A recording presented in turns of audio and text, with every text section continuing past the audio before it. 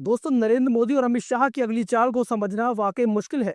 लेकिन इस वक्त जो बीजेपी के तेवर हैं उसे देखकर ऐसा लगता है कि ममता बनर्जी की जबरदस्त घेराबंदी की तैयारी है। और खबर यह भी आ रही है कि ममता बनर्जी पर सीबीआई केस दर्ज करके उनकी गिरफ्तारी की तैयारी की जा रही है। और दिल्ली से लेकर कोलकाता तक ईडी और बीजेपी का नेटवर्क एक ही दिशा में काम कर रहा है। लेकिन सच्चाई ये है कि दीदी को बंगाल में हाथ लगाना आंख से खेलना है। और ममता बनर्जी की गिरफ्तारी की बात इसलिए भी कही जा रही है क्योंकि बीजेपी ने बंगाल की सड़कों पर एक जबरदस्त जुलूस निकाला जिसकी अगुवाई अमित शाह के खास आदमी और पश्चिम बंगाल में नेता विपक्ष शुभेंदु अधिकारी कर रहे थे।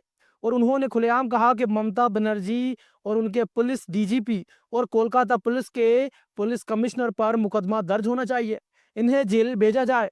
और ये एक बड़ी रैली थी जिसमें लोग ममता बनर्जी के खिलाफ अपनी नाराजगी जाहिर कर रहे थे। पिछले 3-4 दिनों में ईडी की कार्रवाई को देखकर ऐसा लग रहा है जैसे ईडी बीजेपी की ब्रांच की तरह काम कर रही है।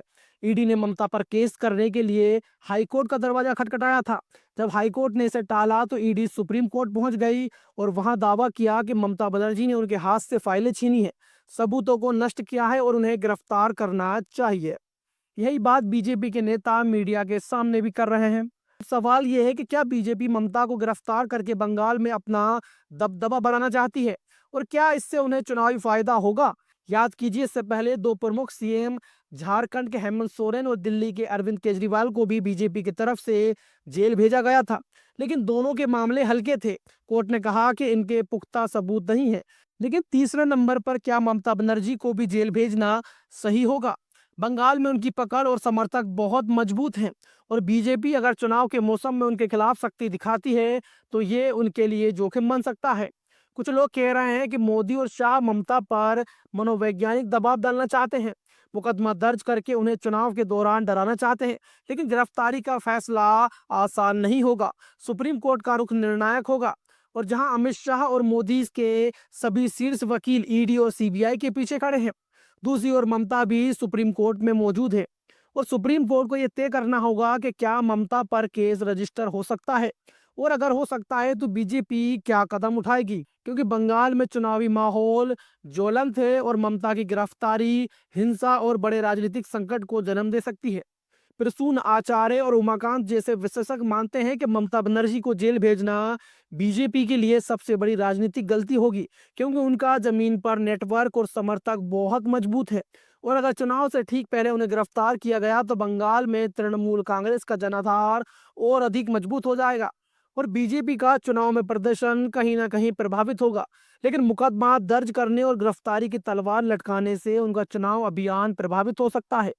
और सुप्रीम कोर्ट इस मामले में संवेदनशील दृष्टिकोण अपनाएगी और किसी भी तरह का बड़ा हस्तक्षेप सीधे चुनावी नतीजों को प्रभावित कर सकता है।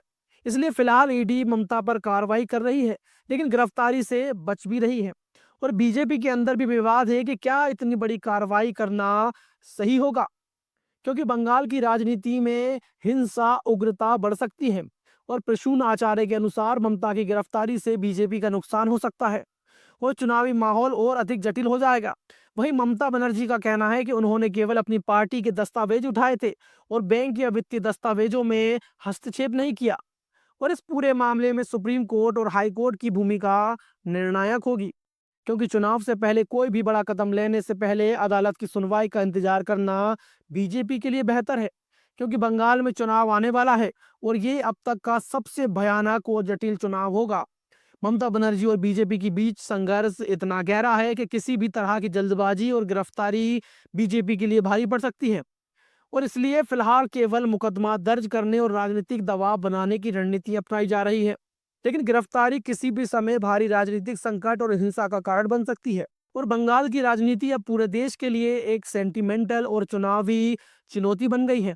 यह स्पष्ट है कि ममता बनर्जी पर गिरफ्तारी की हिम्मत शाह और मोदी की टीम फिलहाल नहीं जुटा पा रही और यह चुनावी रणनीति का सबसे संवेदनशील और जोखिम भरा हिस्सा है। इसलिए बंगाल के आने वाले चुनाव में यह संघर्ष और भी उग्र और निर्णायक रूप ले सकता है। और यह कहना गलत नहीं होगा कि बंगाल का चुनाव आने वाले वर्षों में सबसे चुनौतीपूर्ण और डरावना चुनाव साबित होगा। लेकिन फिलहाल ममता बनर्जी पर गिरफ्तारी की तलवार केवल सियासी और मनोवैज्ञानिक दबाव के रूप में लटक रही है और बीजेपी का यह कदम उनके लिए भारी भी पड़ सकता है।